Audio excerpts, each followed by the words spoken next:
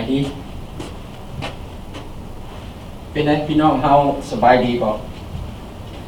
เฮาขอบคุณพระเจ้าเนาะที่มีโอกาสได้เข้ามา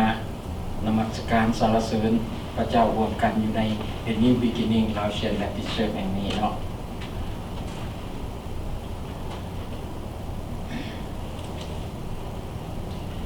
และพี่น้องที่อยู่ทางออนไลน์เด้เป็นไงสบายดีบ่ขอฝากคำทักทายทางข่าวเนาะหวังว่าพี่น้องจะสบายดีหมดสุขสุขคนอาเมนขอบคุณพระเจ้าพวกเรามีพระวจนะที่จะ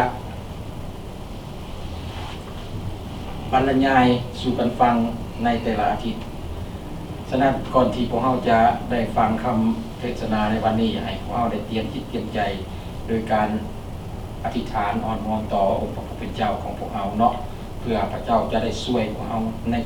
ในการทำความเข้าใจต่อพระวจนะของพระองค์เนาะสัจการแต่องค์พระบิดาเจ้าผู้ทรงสถิตอยู่ในฟ้าสวรรค์ผู้เป็นเจ้าของสรรพทุกสิ่งอยู่ในแผ่นดินโลกและแผ่นดินสวรรค์โอ้พระบิดาเจ้าข้ามุขน้อยขอเพลรคุณพระองค์เจ้าสำหรับวันเวลาที่พระองค์ได้ทรงเอิ้นให้มุขน้อยได้เข้ามายืนอยู่ในซ่อมพระพักของพระองค์ในที่นี้ใน The New Beginning ลาวเชียนแบปติสต์เชิร์ชแห่งนี้พระบิดาเจ้าข้าในโอกาสในชั่วโมงต่อไปนี้มุขน้อยจะได้ยินได้ฟังพระวจนะของพระองค์เจ้าผ่านทางขาใส่ของพระองค์ฉะนั้นมุขน้อยจึงอ้อนวอนต่อพระองค์เจ้าผู้เป็นเจ้าของพระคำที่ประกอบด้วยชีวิตที่เฮ็ดให้ชีวิตของมุขน้อยมีการเปลี่ยนแปลงไปในทางที่ถูกต้องและไปตามพระประสงค์ของพระองค์ฉะนั้นเพื่อจะเฮ็ดให้มุขน้อยได้เข้าใจได้ลึกซึ้งในพระคำของพระองค์นั้นมุขน้อยจึงอ้อนวอนขอพระองค์เจ้าประทานสติปัญญาอันมาจากพระองค์นั้นให้กับมุขน้อยเพื่อว่ามุขน้อยแต่ละคนจะได้ใช้สติปัญญาอันนี้เข้าในการพิจารณาตึกตองถอยพระคำของพระองค์และนำมาประกอบใช้ให้เกิดผลในชีวิตของมุขน้อยพระบิดาเจ้าขาสำหรับตัวของขน้อยเองผู้ที่จะกล่าวก็เช่นเดียวกันขน้อยอ้อนวอนต่อพระองค์เจ้าขอพระองค์ทรงประทานองค์พระวิญญาณบริสุทธิ์ของพระองค์นั้นสวมทับอยู่ในชีวิตจิตใจของขน้อยในชั่วโมงนี้และก็ขอให้พระองค์ได้ทรงสติปัญญาของขน้อยให้ความกล้าหาญกับขน้อยและสถาปนาทุกถ้อยคำที่ขน้อยออกไปที่ขน้อยได้กล่าวออกไปนั่นให้ได้รับฤทธิ์อำนาจจากพระองค์เจ้าจากองค์พระวิญญาณบริสุทธิ์ของพระองค์เฮ็ดให้ผู้ที่ได้ยินได้ฟังเกิดศรัทธาและเฮ็ดให้เจ้าได้มีโอกาสได้เห็นชีวิตทางฝ่ายจิตวิญญาณและให้เขามีโอกาสที่จะได้กลับคืนมาหาพระองค์เจ้าและนมัสการร่วมกับมุขน้อยใน The New Beginning ลาวเชียนแบปติสต์เชิร์ชแห่งนี้ฉะนั้นมุขน้อยจึงอธิษฐานอ้อนวอนต่อพระองค์เจ้าโดยความเชื่อโดยพระนามบริสุทธิ์ของพระเยซูคริสต์เจ้าเอเมนพี่น้องคำเทศนาของพวกเราของขน้อยในวันนี้อยากจะบอกกับพี่น้องในนี้ว่าให้เฮาคริสเตียนเฮาจำต้องย้ายออกจากจุดที่เฮาเป็นอยู่ในปัจจุบันนี้คือว่าออกจากขอบเขตความสะดวกสบายของพวกเฮาเนาะพวกเฮาก็เข้าใจกันดีแล้วว่าพวกเฮาเป็นคริสเตียนพวกเฮาถือเอิ้นจากองค์พระผู้เป็นเจ้าและพวกเขาก็ตอบสนองต่อคำเรียกเอิ้นนั่นขององค์พระผู้เป็นเจ้าและในคำเรียกเอิ้นของพระผู้เป็นเจ้านั้นบ่เพียงแต่ให้เฮามาได้รับความรอดเท่านั้นบ่เพียงแต่ให้เฮามาได้รับความรอดพ้นและให้เฮานั่งอยู่แต่ในพระประสงค์ของพระองค์นั้นเมื่อเฮาได้รับความรอดนั้นแล้วพระองค์ทรงได้สร้างพวกเฮาขึ้นให้เป็นคนใหม่มีชีวิตใหม่ในพระองค์แล้วพระองค์ประกอบยุทธวิธีของพระองค์ให้กับพวกเราที่จะเฮ็ดให้พวกเรานั้นได้ก้าวออกไปอีกครั้งหนึ่งเพื่อให้ตัวของเราเองได้เห็นถึงสีพระหัตถ์ของพระองค์ที่พระองค์ได้ทรงสร้างเราขึ้นใหม่และเฮ็ดให้เรานั้นอันที่สองก็คือเฮ็ดให้พวกเรานั้นได้เป็นทอพระพรไปให้กับคนอื่นฉะนั้นพระเยซูคริสต์จึงบอกกับเราคาสาวกไว้ว่านี่ได้ผู้ใดก็ตามที่หักเขาต้องถือหักษาพระวจนะของเฮาบ่หมายความว่าเฮาต้องกอดไว้จังซี่เป็นพระคำของพระเจ้าหมายความว่าในหันต้องศึกษาเรียนรู้ พินิจพิจารณาตึกตองบึงถอยประคำของพระองค์เพราะว่าทุกถอยคำของพระองค์นั้นพระองค์บอกว่ามันเกิดผลประโยชน์ถ้าเฮาใส่ใจในสิ่งเหล่านั้นพระองค์จะใส่ใจในสิ่งที่เฮาและบ่เพียงแค่เท่านั้นพระเจ้าเองพระเยซูคริสต์เองก่อนที่พระองค์จะพระองค์สำเร็จราชกิจของพระองค์ในการไถ่แล้วก่อนที่พระองค์จะเสด็จขึ้นสู่สวรรค์นั้นก่อนจะถือหับขึ้นสู่สวรรค์นั้นพระองค์นี้ได้ให้พันธสัญญากับให้พระบัญชากับพวกเฮาเหมือนพันธสัญญาให้พระบัญชากับพวกเฮาให้เฮาได้เฮ็ดสิ่งเหล่านี้คือให้เฮาได้ประกาศนามสื่อของพระองค์เจ้าให้เฮาสร้างสาวกให้กับพระองค์เห็นบอกฉะนั้นเราเห็นจากรุ่นสู่รุ่นจากรุ่นของอัครสาวกจนมาถึงรุ่นของพวกเราได้ถือการเสริมสร้างและทรงสร้างขึ้นมาตลอดฉะนั้นพวกเราจึงมีวิวัฒนาการได้ก้าวต่อไปถ้าบ่มีสิ่งนี้มันอาจจะเฮ็ดให้พวกเราบ่เข้าใจสิ่งใดฉะนั้นพระคำเป็นพระคำในมื้อนี้มันจะเป็นประโยชน์อันยิ่งใหญ่สำหรับพวกเราที่เข้าใจว่าพระองค์พระเจ้าพระเยซูคริสต์ยังทรงประสนอยู่และพระองค์ยังทรงสถิตอยู่ในท่ามกลางพวกเราและพระองค์ยังทรงนำพาทุกกิจการในชีวิตจิตใจของพวกเราแล้วเราจะเห็นว่าถ้าเราเป็นคริสเตียนที่จริงๆไว้ใจในองค์พระเยซูคริสต์อย่างจริงจังนั้นเราจะเห็นการทรงน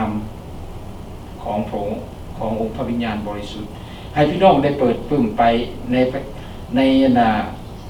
พระธรรมกิจการบทที่8เนาะพวกเราจะศึกษากันตั้งแต่ข้อที่26ฮอดที่39เนาะบทที่8เราจะเห็นการทรงนำของพระเจ้าการทรงนำของพระวิญญาณบริสุทธิ์ของพระเจ้าที่นำพาคริสเตียนที่นำพาชีวิตคริสเตียนให้เฮ็ดเวียกงานเหล่านี้เราจะมาประกอบใส่เอาพระเทียนนี้มาประกอบใส่ในชีวิตของพวกเราและเราจะเห็นหมากผลที่มันเกิดขึ้นเนาะกิจการบทที่8ข้อที่26หา29ก่อนเนาะได้เว้าดังนี้และเทวดาตนหนึ่งขององค์พระผู้เป็นเจ้าได้สั่งฟิลิปว่าจงลุกขึ้นไปทางทิศใต้ตามทางลงไปจากกรุงเยรูซาเล็มไปถึงเมืองกาซาที่เป็นทางป่าดินทรายเป็นทางดินทรายท่านจึงลุกขึ้นเดินทางไปและเบิ่งแน่มีไทยเอธิโอเปียคนหนึ่งเป็นชายตอนเป็นข้าราชการสั้นสูงของกันดาเกคือพระราชินีของชาวเอธิโอเปียเป็นนายคลังทรัพย์ทั้งหมดของพระราชินีนั้นเพิ่นได้มาถึงกรุงเยรูซาเล็มเพื่อนมัสการขณะที่นั่งรถกำลังกลับเมืองท่านได้อ่านหนังสือเอสายาผู้ประกาศพระธรรมอยู่ฝ่ายพระวิญญาณทรงสั่งฟิลิปว่าจงเข้าติดกับรถนี่ไป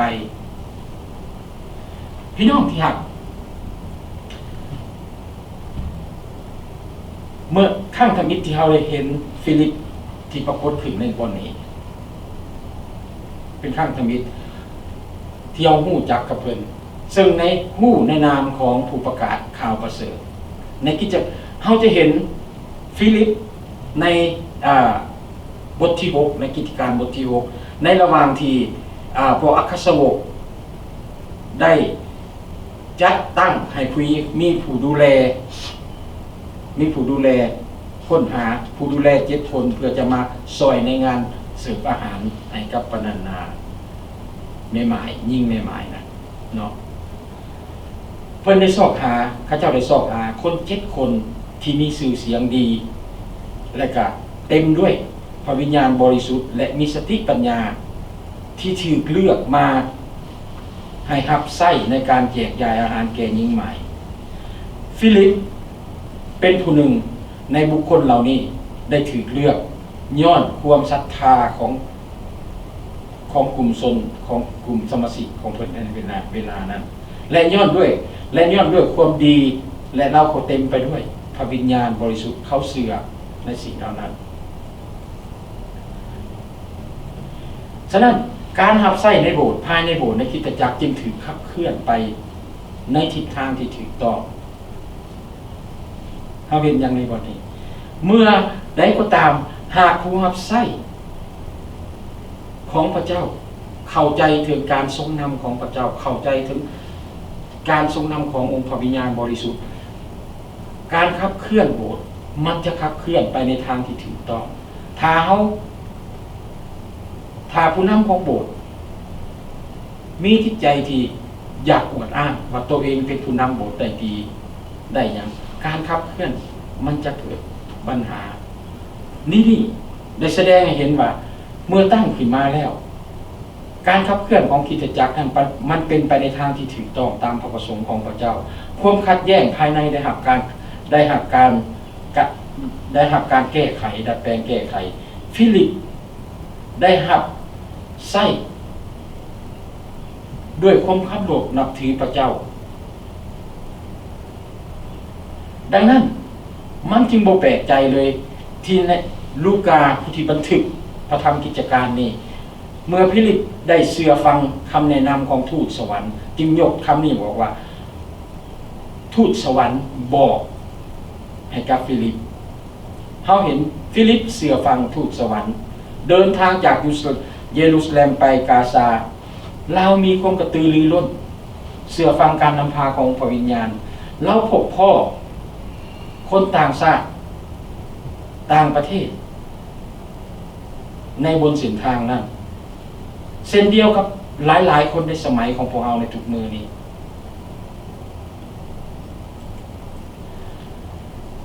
ชาวเอธิโอเปียผู้นี้ผู้ที่ฟิลิปได้พบนะตามเส้นทางของกาซาของกาซาอาจจะมีพื้นฐานมีความเชื่อถือในหลากหลายในขนบธรรมเนียมของเราเมื่ออิทธิพลความเชื่อของอียิปต์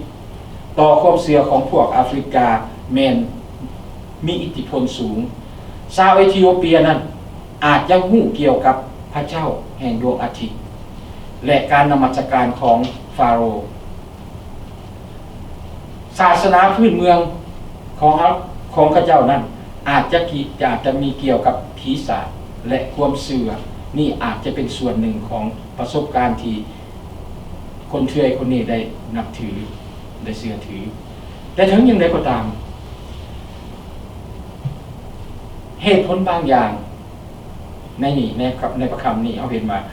ชาวเอธิโอเปียคนนี้คนหับไส้ของราชินีคนนี้หับหู้ต่อความเชื่อของคนยิวหับหู้ถึงความเชื่อของคนยิวคำสอนของศาสนาในสมัยของเราที่สอนมามีพระเจ้าองค์เดียวที่แท้จริงผู้ที่เป็นผู้สร้างและผู้ที่ปรารถนาอยากให้มนุษย์หับหู้พระองค์และด้วยความสนใจหลายกับพระเจ้าหลายกว่าศาสนาของชาวอิสราเอลชาวเอธิโอเปียกันนี้ได้เดินทางไปเยรูซาเล็มเพื่อนมัสการพี่น้องที่รักสมมุติว่าอยู่ในวิหารของชาวยิวฟิลิปในฐานะเป็นผู้ที่ตามพระเยซูเราอาจจะปฏิเสธคนนอกศาสนานอกที่แม่นบ่เป็นของคนยิวเราอาจจะปฏิเสธที่เขาเห็นว่าที่ชาวพวกนี้เห็นว่าศาสนาของยิวเนี่ยได้เป็นมีความล้มเหลวในการที่จะรับรู้องค์พระเยซูคริสต์ถือว่าพระเยซูคริสต์เป็นพระเมสสิยานะเขามันล้มเหลวเขาบ่แน่ใจว่าพระเยซูคริสต์เป็นพระเมสสิยาบ่เป็นเพียงแต่บ่เข้าใจทางศาสนาของฟิลิปและชาวเอธิโอเปียที่แตกต่างกันเท่านั้นเชื้อชาติของพวกเขาก็แตกต่างกันเช่นฐานะทางสังคมและเศรษฐกิจ และชีวิตประจำวันของฟิลิปผู้ชายที่เบิ่งคือว่าฟิลิปเบิ่งคือว่าชีวิตของเราต่ำต้อยแม่นบ่แต่ชาวเอธิโอเปียเราเป็นเจ้าหน้าที่ชั้นสูงเจ้าหน้าที่ชั้นสูงรับใช้ราชินีเฮาเบิ่งสองหน้าที่นี่สองอย่างนี่มันแตกต่างกันหลายแล้วบ่ยิงไปกว่านั้นฟิลิปเองปัญหาครอบครัวเราก็มีเราเป็นพ่อเลี้ยงเดียวเรามีลูกสาว4 คนแต่ชาวเอธิโอเปียเป็นข้าราชการในวังแต่ในระหว่าง2 คนนี้มีสิ่งหนึ่งมีอย่างหนึ่งที่คล้ายคือกันพี่น้องฮู้บ่อันใดคล้ายคือกัน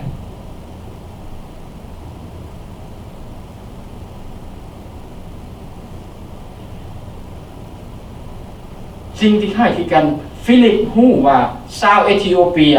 เป็นมนุษย์เส้นเดียวกันกับทุกๆคนอยู่ในโลกนี้ก็คือหมายความว่าทุกคนแม่นถือได้รับการทรงสร้างจากพระเจ้าเป็นคนของพระเจ้านะเห็นบ่นี่หมายความว่าในพระคำตอนนี้พระเจ้ากำลังบอกกับพวกเราที่เป็นคริสเตียนอยู่ในเวลานี้ให้เฮาระลึกถึงว่าเฮาจะเอิ้นเฮาเองเป็นผู้ที่ได้รับการทรงเป็นผู้ที่ได้ทรงสร้างจากพระเจ้านั้นมันบ่ถูกต้องเฮาคือผู้ที่พระเจ้านำเข้ามา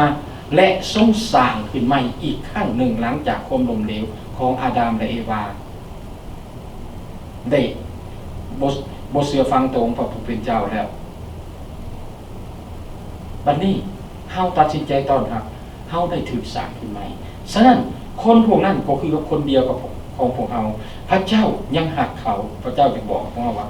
พระเจ้ายังหักเขาและพระเจ้าต้องการอยากให้เขามาถึงที่นี่เช่นเดียวกับพวกเราอยากให้มาถึงที่นี่อยากให้เห็นสง่าราศีของพระองค์อยากให้รู้จักกับพระองค์บ่แม่นแต่พวกเราเช่นเดียวพระเยซูเพิ่นจึงให้พระเยซูคริสต์ลงมาเพื่อกอบกู้เอาเขา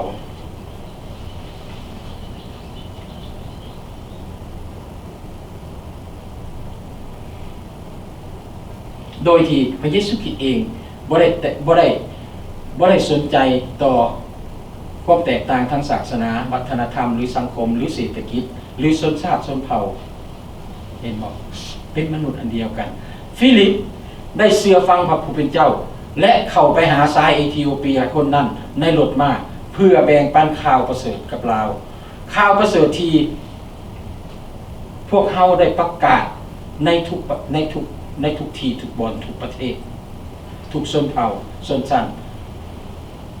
ทุกภาษาแม่นแผนการของพระเจ้าและสอดคล้องกับพระประสงค์ของพระเจ้าและการเปิดเผยในพระคำของพระเจ้าที่เป็นเหตุผลของแผนการนั้นซึ่งเปิดเผยอยู่ในเฮาเห็นอยู่ในนิมิตในนิมิตของโยฮันในพระนิมิตบทที่7ข้อ9ข้อ10ในพระนิมิตได้ว่าในไหนในวันหนึ่งฝูงชนจำนวนหลายจะมายืนอยู่ต่อหน้าบัลลังก์ของพระเจ้าในสวรรค์และฝูงชนนั้นจะประกอบมีบางคนที่ได้ยินและเชื่อพระกิตติคุณจากทุกประเทศพระกิตติคุณจากทุกประเทศทุกเผ่าทุกคนทุกภาษาแต่นิมิตนั้นยังบ่ทันเกิดขึ้นในนิมิตของโยฮันที่เห็นนี่ที่เล่าถึงมันเห็นให้เห็นถึงพระคำที่ชายเอธิโอเปียคนนี้ได้สนใจอยู่ชาวคนที่เอธิโอเปียคนนี้เป็นคนหนึ่งในคนเหล่านั้นในสมัยของฟิลิปที่บ่สามารถเข้าใจในข่าวประเสริฐเถื่อบ่เข้าใจในข่าวเรื่องของพระเยซูคริสต์การตื่นขึ้นของพระเยซูคริสต์จนกลัวว่าฟิลิปจะก้าวเข้าไปเป็นผู้หนึ่งที่จะช่วยชาวเอธิโอเปียคนนี้ให้เข้าใจในข่าวประเสริฐพี่น้องที่รักการที่พวกเขาบ่ยอมออกจากความสะดวกสบายของตนเอง และการบ่สนใจของพวกเรามันมักจะเฮ็ดให้พวกเราเหินห่างจากคนอื่นๆอย่างน่าเสียดายเพราะมันเป็นบาทเก้าที่สำคัญของการเสื่อฟังมันเมื่อเว้าถึงการแบ่งปันข่าวประเสริฐและการสร้างสาวกเฮาจะเป็นคริสเตียนหมายความว่าพระคำเท่านี้กำลังบอกให้เฮารู้ว่าเฮาจะเป็นคริสเตียนเพียงแต่จะมาหนักพระพรของพระเจ้าหวังที่จะอิ่มเอิบพระพรของพระเจ้านั้นพระเจ้าบ่ได้ต้องการที่ให้พวกเราเป็นอย่างนั้นแต่ในกลับกันนั้นพระเจ้าต้องการจากเราเฮ็ดอย่างนึงเฮาเมื่อเฮาเฮ็ดอย่างนี้ในบ่นี้กำลังบอกพวกเฮาเฮ็ดอย่างถ้าเฮาบ่ยอมออกจากคอมฟอร์ตโซนของพวกเฮานะแล้วเฮาบ่สนใจในการประกาศข่าวประเสริฐของพวกเฮานะเฮาจะละถิ่มคนทั้งหลายเฮาจะบ่เห็นพระพรของพระเจ้าที่กำลังจะมอบให้กับพวกเฮาเขาจะปาถิ่มสิ่งนั้นสิ่งที่พระเจ้าต้องการให้เราเป็นผู้ที่ตามพระเยซูคริสต์ควรหาโอกาสที่จะเว้าข่าวประเสริฐขององค์พระพุทธเจ้าจะนำคนให้เขามานมัสการเพื่อว่าให้เฮ็ดเช่นเดียวกันกับฟิลิปเฮ็ดเพื่อพวกเขาเพราะอย่างเพราะพระคำบอกกับพวกเขาอย่างเรียบร้อยพระเยซูคริสต์บอกกับพวกเขาอย่างชัดเจนพวกเขาเป็นหนทางที่จะนำคนที่บ่เชื่อนะให้เข้ามาหาองค์ผู้ที่สิ้นพระชนม์เพื่อพวกเขาผู้ที่นำความรอดมาให้กับพวกเรา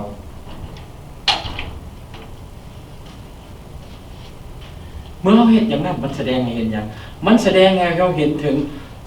ให้เราแสดงให้เราสะท้อนถึงหัวใจของพระผู้เป็นเจ้าที่นำพระพรแห่งความรอดของพระองค์มาไปให้กับคนทั้งหลายเห็นไหมนี่มันเป็นเรื่องที่สำคัญฉะนั้นพระเจ้าจึงเขามาแต่ละอาทิตย์ให้เขาได้ยินได้ฟังได้ยินเหตุผลฉะนั้นเขาได้ยินทั้งเรื่องคำสอนปลอมเป็นยังไงคำสอนปลอมคือคำสอนที่บ่ได้กาเกียมบ่ได้ค้นคว้าบ่ได้นำพาให้ชีวิตของพี่น้องได้มีความกระตือรือร้นที่อยากจะเกิดผลบ่มีความกระตือรือร้นที่อยากเกิดใหญ่ข้าน้อยเห็นหลายคนในคริสตจักรนับแต่มือข้าน้อยได้ย่างก้าวเขาในชีวิตคิดในการตัดสินใจต่อทางเสือองค์พระเยซูคริสต์เห็นคนผู้นั้นตั้งแต่20 ปีหลังปัจจุบันเราก็คือเก่าที่เพิ่มเติมก็คือโรคภัยไข้เจ็บความอ่อนแอสิไปรอดบ่เอาเทพเจ้าประทานให้แหละสิอยู่ฮอดมื้อใดพี่น้องลุกขึ้นออกจากความฝันโซนของพี่น้องจะเห็นความเข้มแข็งพี่น้องจะได้รับการปิ่นปัวพี่น้องจะได้รับการปราบปรบใจและพี่น้องจะได้เห็นพระพรที่พระเจ้าอยากให้เห็นที่พี่น้องหลายปีดีดักที่พี่น้องบ่ได้เห็นเฮ็ดเถิดกิจการบทที่8ข้อที่35ว่าดังนี้ฟิลิปจึงแลนเข้าไปและได้ยินทานกำลังอ่านหนังสือเอสายาผู้ประกาศพระธรรมอยู่จึงถามว่าซึ่งท่านอ่านท่านเข้าใจหรือท่านจึงตอบว่าถ้าบ่มีผู้ใดแนะนำให้เข้าใจจะเข้าใจได้อย่างไรแล้วท่านจึงเชิญฟิลิปขึ้นนั่งรถนำพระคัมภีร์ตอนที่ท่านอ่านอยู่นั่นคือข้อเหล่านี้เขาได้นำทานไปเหมือนนำเอาแกะไปฆ่าและเหมือนแกะน้อยมิดอยู่ต่อหน้าผู้ตัดขนมันทานบ่ออกปากเหมือนกันในข่าวทานตกต่ำต้อยทานบ่ได้หักความยุติธรรม ไผจะเล่าถึงเรื่องเสื้อสายของทานได้เพราะชีวิตของทานได้ถูกตัดเสียสายตอนนั้นได้กล่าวแก่ฟิลิปว่าขอทานบอกให้ข้าพระเจ้ารู้ว่าผู้ประกาศพระธรรมได้กล่าวอย่างนี้เราถึงผู้ใดคือหมายความว่าเว้าง่ายๆสิ่งที่เราอ่านมานั้นสิ่งที่ผู้ประกาศพระธรรมเขียนน่ะที่เราได้อ่านนั้นเราถามว่าเราคนเทื่อยนั่นถามฟิลิปว่าแม่นผู้นั้นได้เขียนเล่าถึงผู้ใดแล้วเราถึงแต่เราเองบอกหรือยังเว้าถึงคนอื่นอยู่ในข้อ35ฟิลิปจึงได้ออกปากตั้งต้นเราแต่ประคำตอนนั้นจึงประกาศข่าวประเสริฐเรื่องพระเยซูคริสต์ให้ทานฟังพี่น้องที่หักอยู่ในบ่อนี้บางครั้งพวกเราเคยมักเว้ากันเรื่อยๆเว้าถึงคำว่าการทรงนำจากพระเจ้าการทรงนำจากพระเจ้าเพื่อพวกเราอยากอ้างอิงถึงโอกาสที่เบิ่งคือว่ามันชัดเจนและแน่นอนขึ้นโดยว่าสิ่งเหล่านั้นที่เฮากำลังเฮ็ดนั้นมันได้รับการจัดเตรียมจากพระเจ้าสำหรับเรื่องนี้เฮาจึงบ่ต้องสงสัยฟิลิปได้รับคำสั่งจากทูตสวรรค์ของพระเจ้าโดยการติดตามคำสั่งของทูตสวรรค์และเชื่อฟังพระวิญญาณบริสุทธิ์นั้นฟิลิปพบตัวเองว่าเราได้นั่งอยู่ทั้งรถม้ากับชายเทือยคนนั้นและได้สนทนาเกี่ยวกับขอพระคัมภีร์กับชายเอธิโอเปียคนนั้นที่กำลังเดินทางกลับบ้านหลังจากเรามานมัสการอยู่กรุงเยรูซาเล็มชาวเอธิโอเปียผู้ที่อ่านขอพระคัมภีร์เอสยาห์บทที่53นั้นได้ขอความช่วยเหลือจากฟิลิปในการทำความเข้าใจในความหมายของประคำตอนนี้ที่กำลังกล่าวว่าเว้าถึงไผ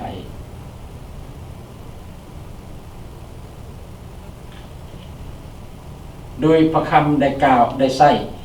คำพยากรณ์อันนี้เกี่ยวถึงกับพระเมสสิยา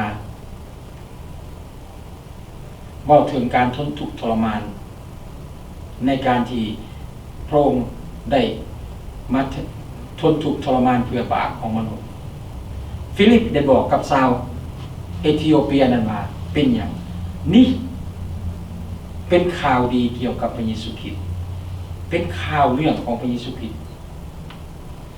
ตลอดชีวิตและการปฏิบัติราชกิจของพระองค์ในการสิ้นพระชนม์การตายเพื่อไถ่บาปและการฟื้นชีวิตของพระองค์พระเยซูคริสต์สำเร็จในคำพยากรณ์ในพระคัมภีร์เดิมหลายร้อยข้อ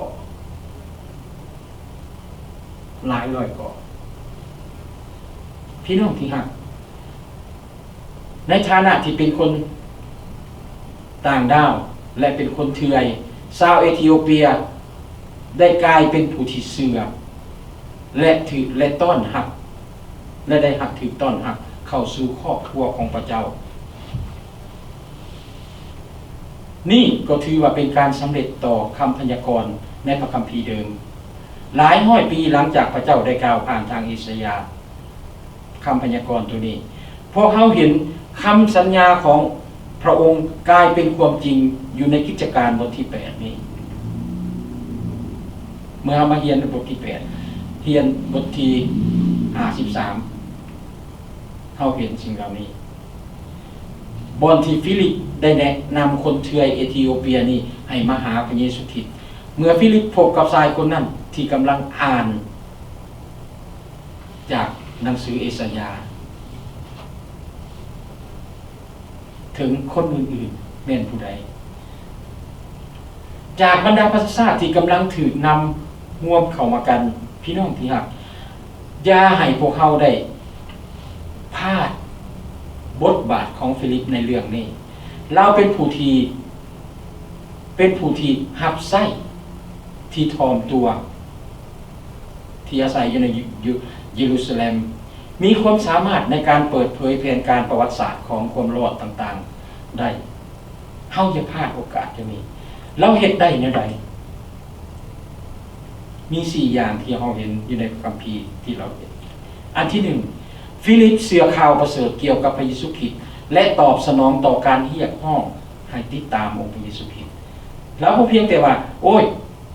ค่อยได้ยินเรื่องของพระเยซูคริสต์ค่อยเชื่อแล้วว่าพระเยซูคริสต์เป็นพระเจ้าเท่านั้นบอกแต่เราได้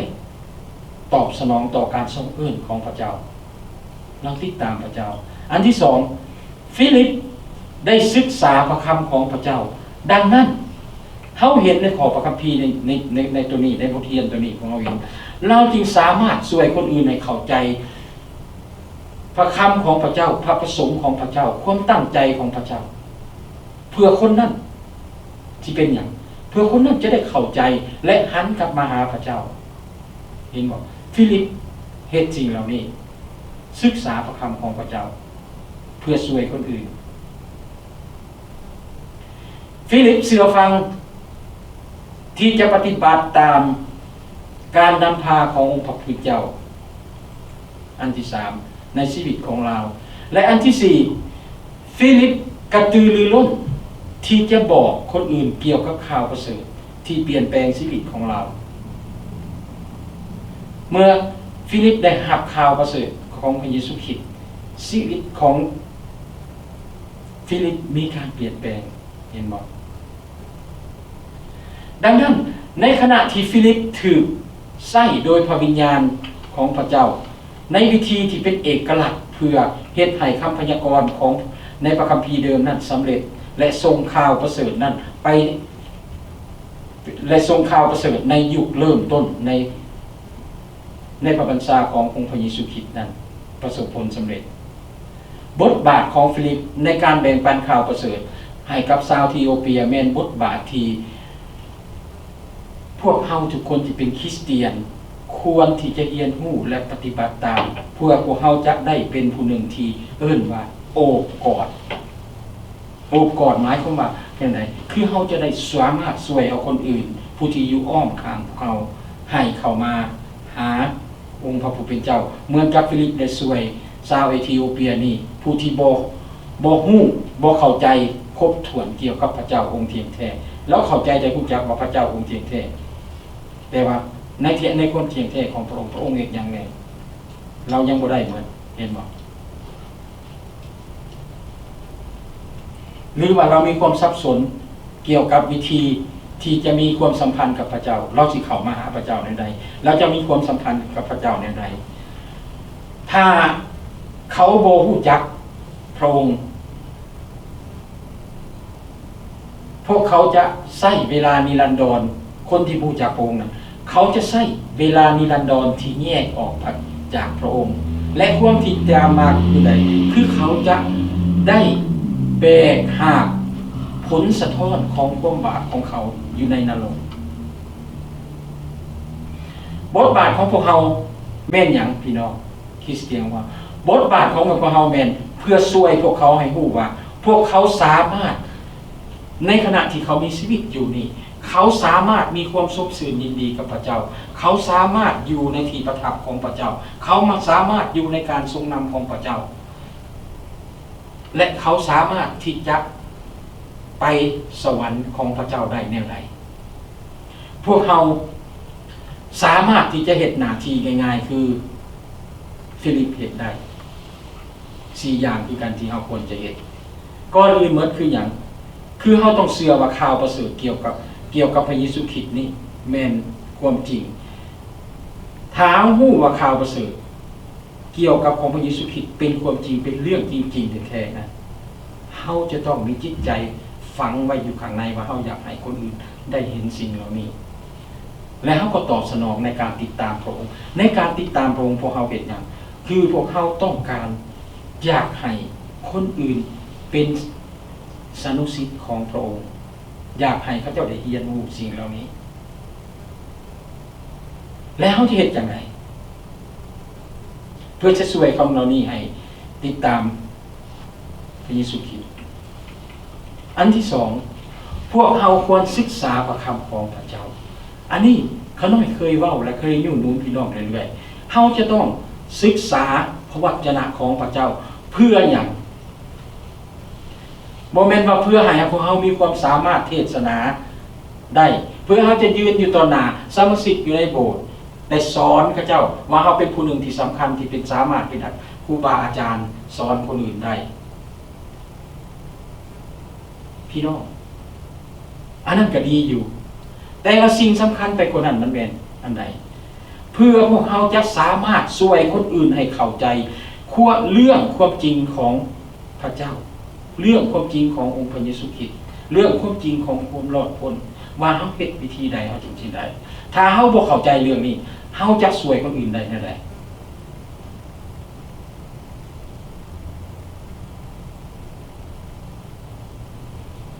และอันที่3พวกเขาต้องเชื่อฟังเพื่อติดตามการนำพาของพระผู้เป็นเจ้าในชีวิตของพวกเราคือเขาจะต้องทำเพิงต่อพระคำของพระเจ้ายึดติดอยู่ในชีวิตจิตใจของพวกเราตลอดเวลาอันที่4และที่สำคัญแท้ๆคือพวกเราต้องมีความกระตือรือร้นที่จะบอกข่าวดีที่มีการเปลี่ยนแปลงชีวิตของพวกเราให้กับคนอื่นได้เห็นเช่นกับฟิลิปได้เหตุให้กับคนเทือยข้าราชการชั้นสูงของกันเดการาชินีของชาวเอธิโอเปียนี่มีความเข้าใจอย่างจักแจ้งเกี่ยวกับข่าวประเสริฐหลังจากเราได้ฟังคำอธิบายจากฟิลิปมีอย่างเกิดขึ้น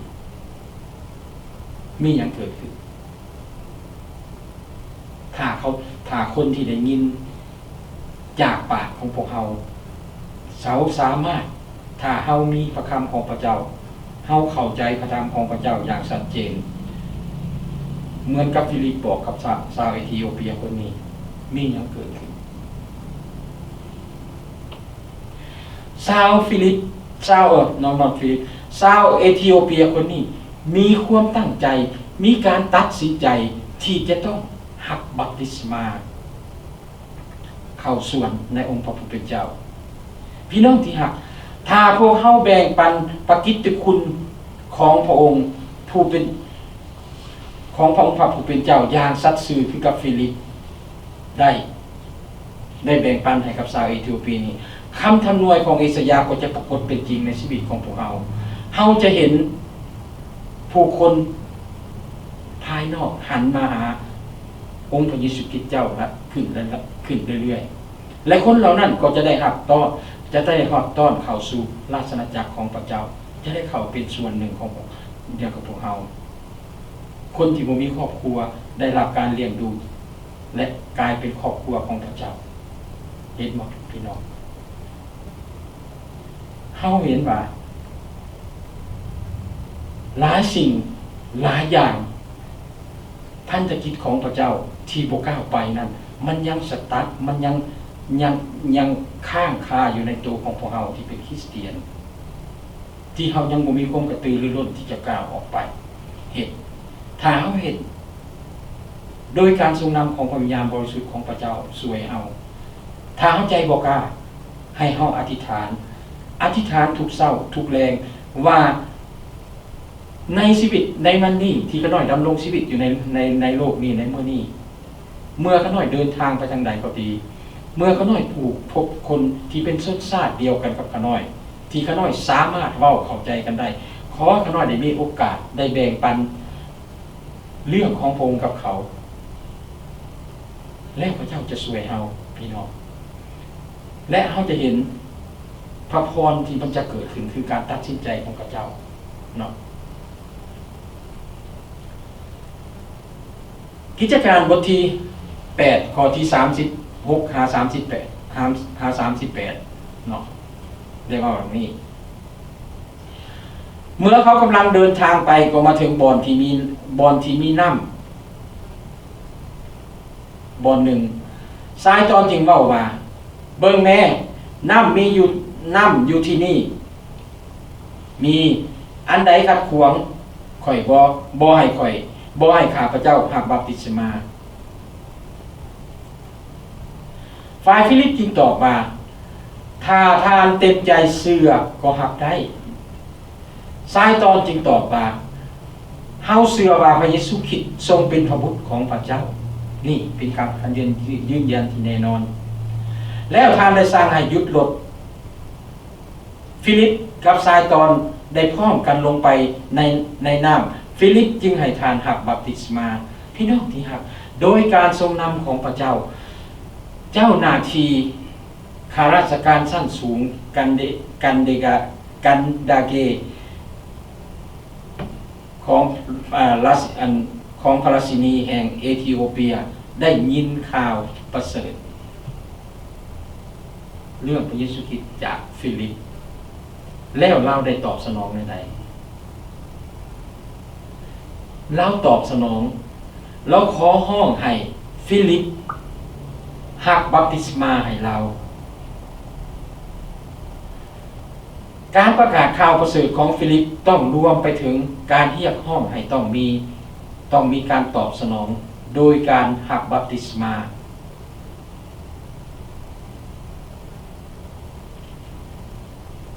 ดังนั้น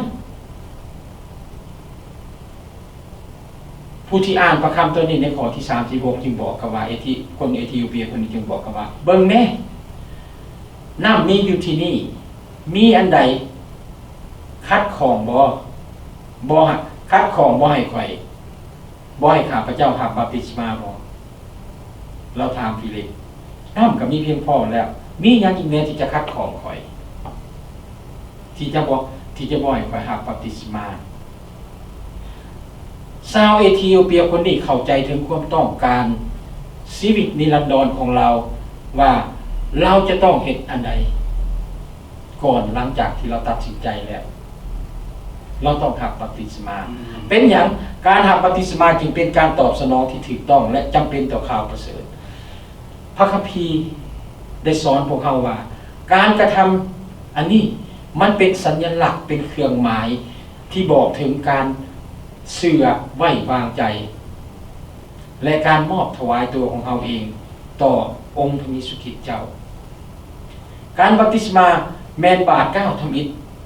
ที่ต้องเฮ็ดหลังจากที่พวกเราได้ตัดสินใจแล้ววางใจเชื่อในองค์พระเยซูคริสต์แล้วพวกเราสามารถค้นคว้าเห็นในหลายบอน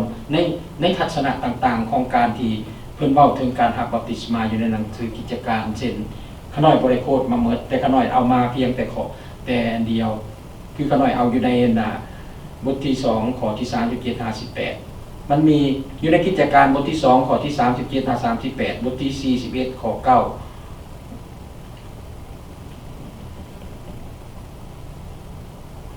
ข้อ9หาข้อที่18แล้วก็อยู่ในบทที่10ข้อที่47-48ในบทที่16ข้อที่31-33และก็ในบทที่9ข้อที่3มาข้อที่5แต่ก็น้อยยกมาให้เห็นอยู่ในข้อที่บทที่2ข้อที่37-38ได้เว้าดังนี้เมื่อคนทั้งหลายได้ยินดังนั้นแล้วก็รู้สึกเจ็บช้ำกินแหนงใจจึงกล่าวแก่เปโตรและอาคาสาวกคนอื่นๆมาพี่น้องเอ๋ยพวกเขาจะเฮ็ดอย่างใดฝ่ายเปโตรจึงกล่าวแก่เขาว่าจงถิ่มใจเก่าเอาใจใหม่แล้วหักบัพติศมาในพระนามของพระเยซูคริสต์ทุกคนเพื่อการทรงยกโทษบาปของพวกท่านแล้วพวกท่านจะได้หักของพระราชทานคือพระวิญญาณบริสุทธิ์จากข้อความเหล่านี้พวกเขาสามารถสรุปได้ว่าการหักบัพติศมาแม่นมาภายหลังการกลับใจเป็นพยานถึงความมุ่งมั่นในชีวิตของพวกเราต่อพระเยซูคริสต์ในข้อความเหล่านี้บ่มีข้อใดที่การหักบัพติศมามาก่อนความมุ่งหวังส่วนตัวของพวกเราเมื่อท่านได้หักบัพติศมาในฐานะเป็นผู้เชื่อแล้วท่านบ่เป็นเพียงแต่คนที่เชื่อในพระเจ้าเท่านั้นหรือเพียงแต่เป็นคนที่เคารพนับถือศาสนาเท่านั้นแต่ท่านเป็นผู้ที่ถือรับรู้ว่าเป็นผู้ที่ได้ประกาศว่าพระเยซูคริสต์เป็นพระผู้ช่วยให้รอดของท่านและท่านจะมีประสบการณ์ความหักและการให้อภัยของพระเยซูคริสต์นี่คือการเปลี่ยนแปลงภายในชีวิตของพวกเราเนาะการบัพติศมาเป็นสัญลักษณ์ภายนอกของการเปลี่ยนแปลงภายใน ในข้อที่38ลูกาได้ชี้ให้เห็นว่าฟิลิปและชาวเอธิโอเปียได้ลงไปที่แม่น้ำและฟิลิปได้ให้บัพติศมาแก่เรา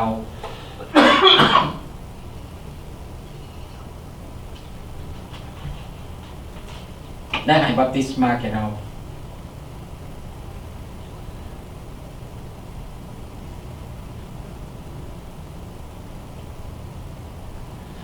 เพื่ออย่างเพื่อนำเสนอหลักสัญลักษณ์ของสิ่งที่พระเยซูคริสต์ได้เฮ็ดในชีวิตของผู้ติดตามพระองค์สัญลักษณ์ของการบัพติศมายังพวกเรายังเห็นอยู่ในหนังสือโรมบทที่6ถ้าพวกเราไปเบิ่งโปโลได้ชี้ให้เห็นถึงการรับบัพติศมาว่าเป็นภาพของความตายการฝังศพและการฟื้นคืนชีวิตของพระเยซูคริสต์ดังนั้นการรับบัพติศมาแม่นการแสดงให้พวกเราเห็นภาพอันสวยงามมาเป็นสัญลักษณ์ของเวียกงานที่ช่วยให้รอดของพระเยซูคริสต์คำขอร้องของชาวเอธิโอเปียที่รับบัพติศมาเป็นตัวชี้ให้เห็นอย่างชัดเจนว่าในขณะที่ฟิลิปได้แบ่งปันพระกิตติคุณข่าวประเสริฐให้กับเรานั้นเรายังได้สอนว่าการรับบัพติศมาของผู้เชื่อที่จุ่มลงในน้ำนั้นเป็นการตอบสนองต่อพระกิตติคุณอย่างถูกต้องพี่น้องที่รัก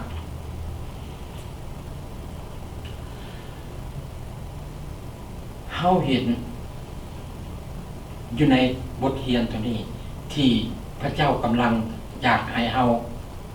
ก้าวไปอีกสเต็ปหนึ่งคือการออกจากคอมฟอร์ตโซนของเฮาให้เฮาได้เฮ็ดสิ่งหนึ่งเพื่อให้เฮาเห็นพระพรขององค์พระผู้เป็นเจ้าในชีวิตของพวกเฮาและพระพรนั้นเมื่อใดเฮาจะเห็นถ้าเฮาเฮ็ดสิ่งนี้กับคนใดคนหนึ่ง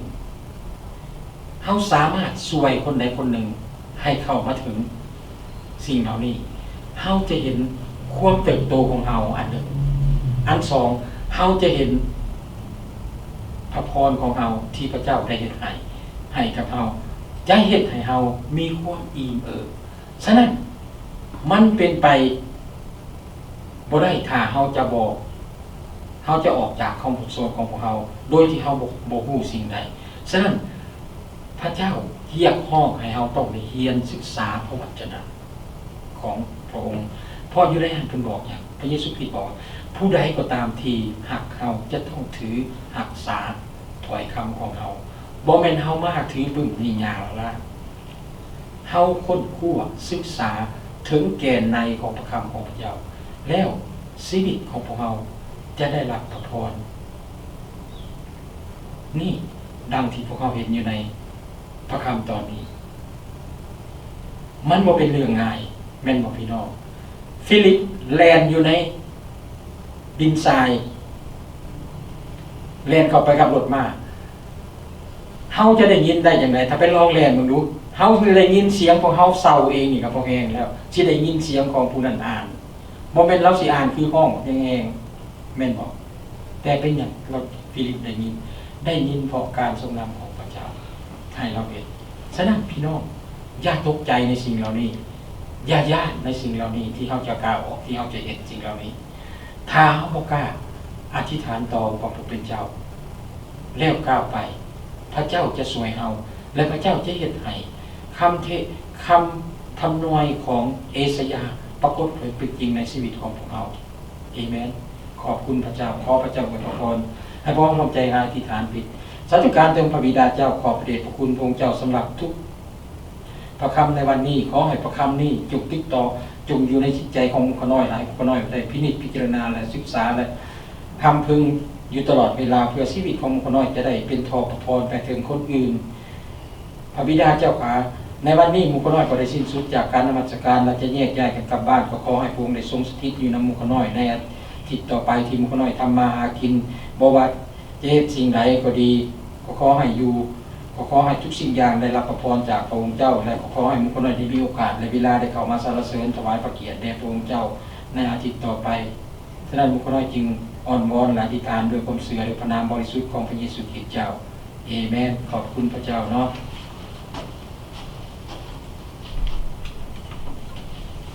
โชคดี